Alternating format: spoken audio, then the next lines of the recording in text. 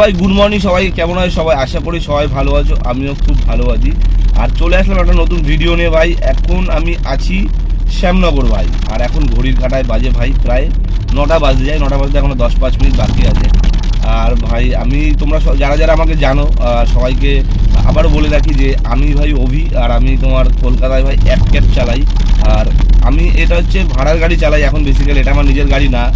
আর এই গাড়িটার ভাড়া হচ্ছে পার ডে 600 টাকা করে ভাড়া। এবার তার মধ্যে সিএনজি আমার, আর বাদ বাকি যে ইনকাম হবে সেটাও আমার। কিন্তু কাজ হলেও আমাকে 600 টাকা পে করতে হবে ভাই, না হলেও 600 টাকা পে করতে হবে। এই বেসিসে আমি গাড়িটা চালাই। আর কি বলবো তোমাদের যেটা বলার আর কি, তো আজকের ভিডিওটা ভাই মেন এই টপিকে হবে যে আমি ভাই কত টাকা ভাই কামাতে পারি, ঠিক আছে? তোমার এই লাইন থেকে আমি কত টাকা ইনকাম করতে পারি সেটাই আজকে তুমি তোমাদের একটা নর্মাল আইডিয়া দেবো। তো পুরো একদম ভিডিওটা লাস্ট অবধি দেখো, আর পাশে থাকো ভাই, চ্যানেলটা সাবস্ক্রাইব করো। আমি তোমাদের দেখাবো যে এই কাজ করে ভাই কীরকম তোমরা আর্নিং করতে পারো এরকম। আর গাড়িটা চালানোর আমি টাইমটা বলে দিই তোমাদের সবার ফার্স্টে। গাড়িটা আমার ধরার টাইম হচ্ছে সকাল 7টা, আর গাড়িটা ছাড়ার টাইম হচ্ছে সন্ধ্যা 7টা, মানে 12 ঘন্টা টাইম। 12 ঘন্টায় ভাই 600 টাকা ভাড়া যথেষ্ট, ঠিক আছে? সিএনজি গাড়ি মোটামুটি ভাই হয়ে যায়, পুষিয়ে যায়। আর ভাই এরকম অনেক আমার ভাই আছে যারা মানে কাজ খুঁজছে, কাজ নেই বলতে গেলে, তো আমাদের এখানে কাজ নেই ভাই।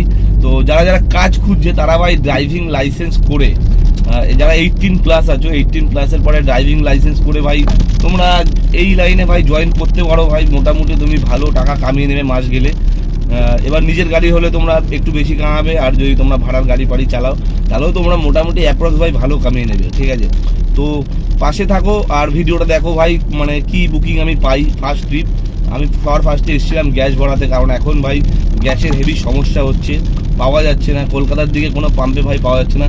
সকাল সকাল ভাই 18 কিলোমিটার ভাই গ্যাস পুড়িয়ে আসলাম আমি এই শ্যামনগরে গ্যাস ভরাতে।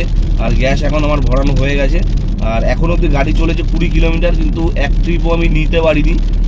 এটা হচ্ছে ভাই এমনি মানে পুড়ে গেছে, উড়ে গেছে, বাদ দাও।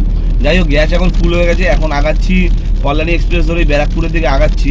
আর আমি ভাই সার্ভিস রোড ধরেই যাচ্ছি, তো তাও সিট বেল্ট লাগিয়ে নিই। ব্যারাকপুরের দিকে গেলে আশা করি ভাই বুকিং ঢুকে যাবে।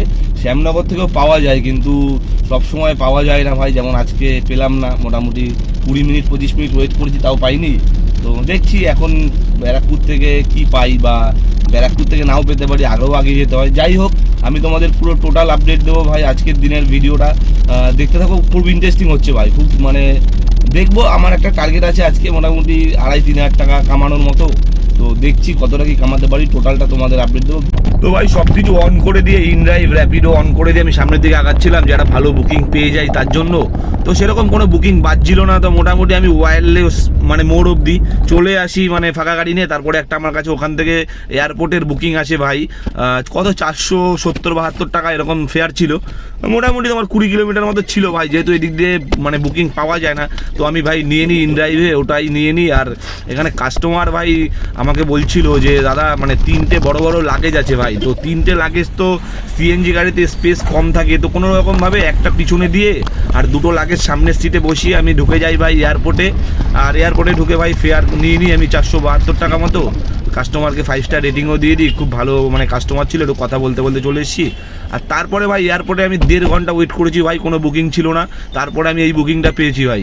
যারা যারা এয়ারপোর্ট থেকে ভাই পিক আপ করো তারা কখনো মানে এয়ারপোর্টের পার্কিং ছাড়া মানে আদার্স কোনো জায়গায় সাইড করে ভাই না দাঁড়ানোর চেষ্টা করবে।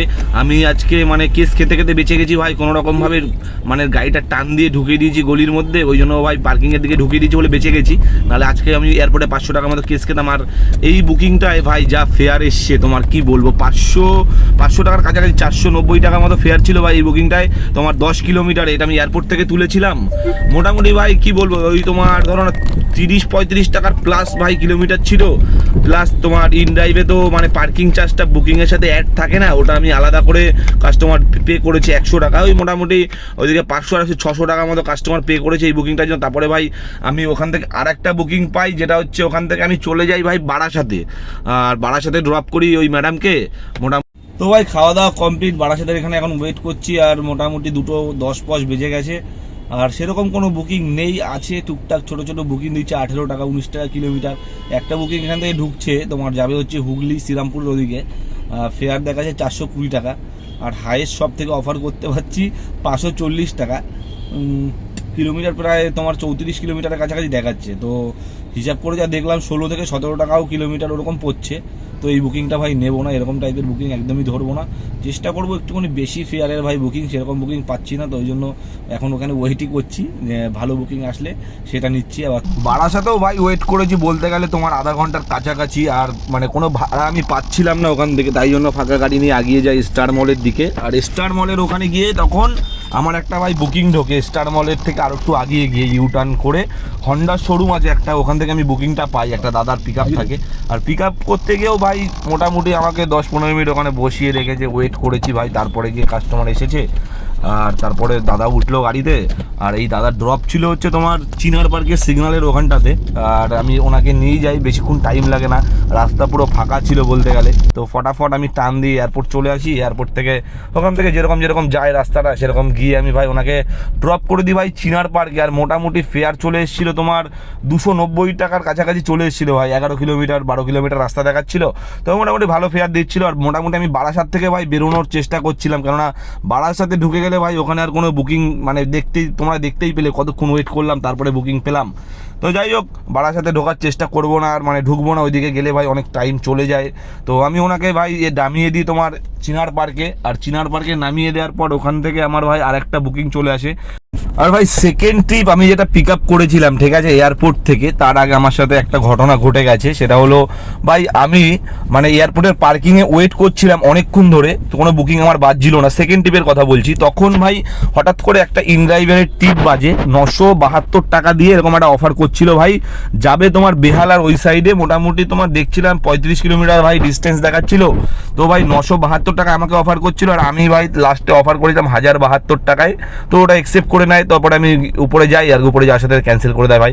আর এখন দেখতে হচ্ছে আমি এখানে ওয়েট করছি ভাই কাস্টমারের জন্য, কতক্ষণ ওয়েট করেছি তোমার কোনো আইডিয়া নেই ভাই। আমি রেস্ট করে ঘুমিয়ে ভাই কাস্টমারের পিক আপ লোকেশনে গিয়ে এরকম ওয়েট করেছি ভাই। তো যাই হোক, ওই দাদা আমাকে ফোন করে বলেছিল যে একটা পেশেন্ট আছে ভাই, আমার মা, তো ভাই একটুখানি নামতে অসুবিধা হচ্ছে, তো আমি ভাই অ্যাডজাস্ট করে দিয়েছি। এরকম ভাই হলে আমার ওয়েট করতে কোনো অসুবিধা নেই। কিন্তু ভাই যারা এমনি বেকার দাঁড় করিয়ে রাখে ভাই বুকিং করে মোটামুটি 10-15 মিনিট, তাদের ভাই কিছু বলার নেই। তো এরকম হতে থাকে আমাদের সাথে। তো যাই হোক, এই দাদা পিক আপ ছিল হচ্ছে আমার চিনার পার্কের ওখান থেকে পিক আপ ছিল, আর ড্রপ ছিল হচ্ছে তোমার সোদপুর না ব্যারাকপুরের ওই সাইডে ছিল ভাই। মোটামুটি ভালো ফেয়ার দিয়েছিল 580 টাকা। তো আমি ধরে নিয়েছি, একদম দেখতেই পাচ্ছ বাজার সেরকম একটা ভালো না, তো ওই জন্য ভাই আমি দেখো কল্যাণী এক্সপ্রেস ধরে এখানে, এই ব্রিজটা নতুন চালু হয়ে গেছে, অসাধারণ রাস্তা ভাই, অসাধারণ রাস্তা। অত দূরের ডিস্টেন্স ভাই, মোটামুটি 25 কিলোমিটারের রাস্তা আমি মানে কতক্ষণে পার করেছি, 40 মিনিটে ভাই পৌঁছে দিয়েছি কাস্টমারকে।